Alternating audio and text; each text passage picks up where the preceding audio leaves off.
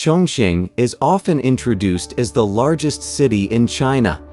Its municipality covers about 82,400 square kilometers, making it the largest of China's 4 directly administered municipalities by area.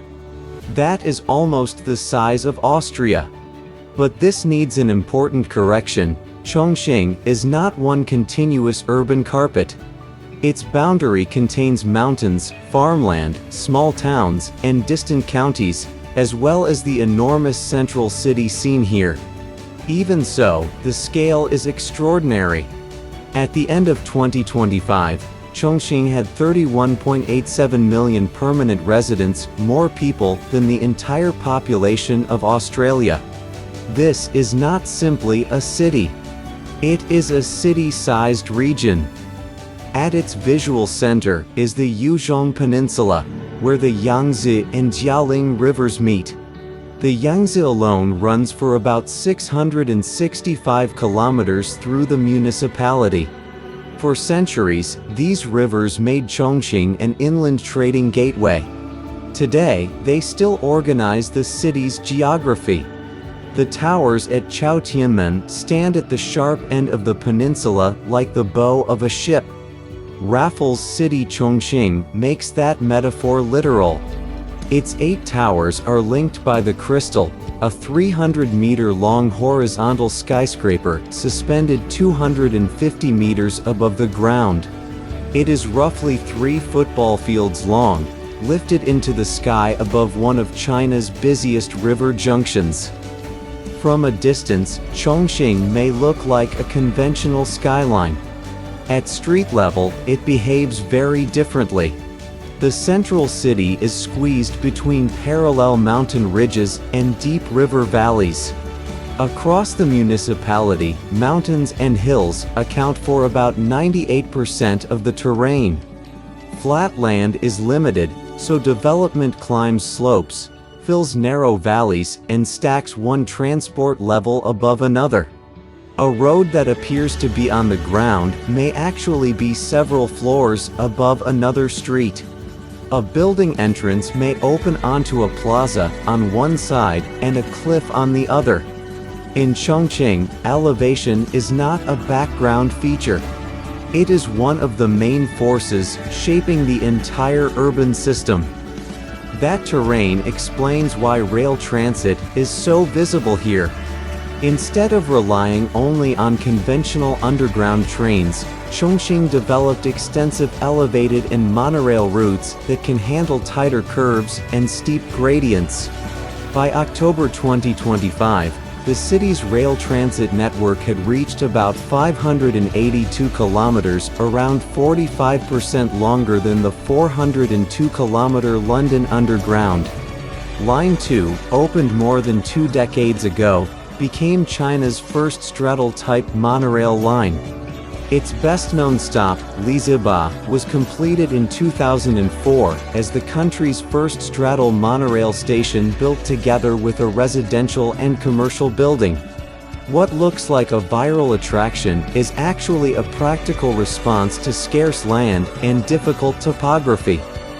Roads solve the same problem in a different way.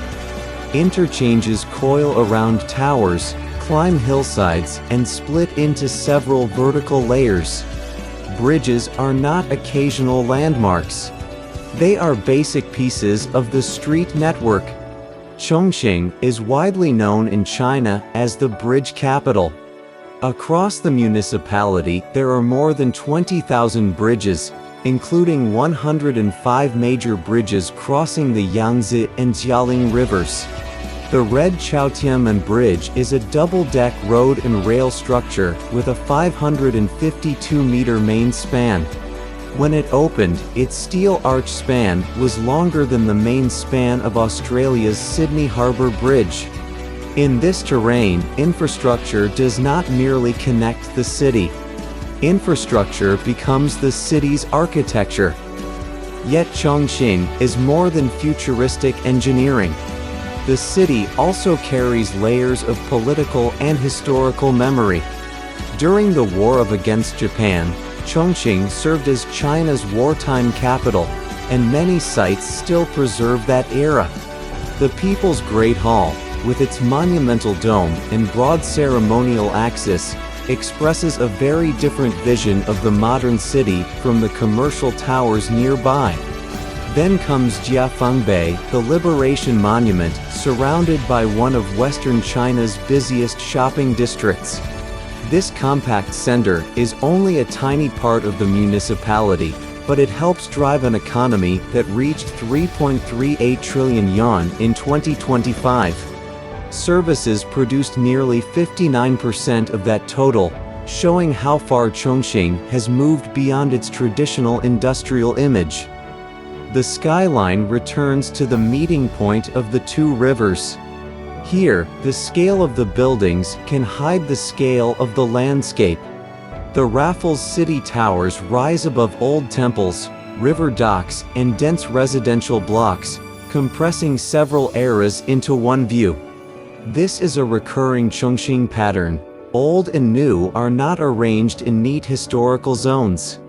They overlap vertically. A temple roof may sit beneath a glass tower. A metro line may pass above a school. A public square may occupy the roof of a transport structure. The result is sometimes described online as an 8D city, but the visual complexity comes from a very real planning challenge: how to move millions of people through a dense center where rivers and mountains leave little room for conventional expansion. From the hilltops, the municipality seems almost endless. But the population figures reveal another important distinction. Chongqing had 31.87 million residents at the end of 2025, yet about 23.27 million lived in urban areas. The remaining population was distributed through smaller cities, counties, towns, and rural landscapes across the huge administrative territory. That is why comparing Chongqing directly with compact cities such as Paris or New York can be misleading. The correct lesson is not that one continuous downtown contains more than 30 million people. It is that a single municipal government must coordinate an urban region larger than many countries, while managing steep terrain, hundreds of kilometers of rivers, and major differences between dense metropolitan districts and remote mountain communities. Chongqing's true scale lies in that governance challenge. As daylight fades, the infrastructure becomes the spectacle. Bridges turn red and gold, towers reflect across the rivers, and the road network traces the contours of the hills. The central city currently has 28 major cross-river bridges monitored through an urban bridge management system. Sensors on these structures can generate more than 100,000 data records per bridge each day, tracking stress, movement, temperature, and other conditions. This is an important side of the cyberpunk image that photographs rarely show. A vertical city is expensive and technically demanding to maintain. Its bridges, tunnels, retaining walls, railways, and hillside roads must operate as one interdependent system. The night view is beautiful precisely because so much engineering is working beneath it. At ground level, the city becomes more human and more chaotic. Jiefangbei's pedestrian streets, food stalls, and shopping centers remain busy long after sunset. Nearby, Hongya Cave climbs 11 levels and 79 meters up the river bank. A visitor can enter from a street near the top, descend through restaurants and shops, and emerge beside the river far below. That experience captures the essential confusion of Chongqing. The ground floor is not always the lowest floor. The shortest route may include an elevator, and a bridge can function as both transport infrastructure and a public viewing platform. For visitors, this feels surreal.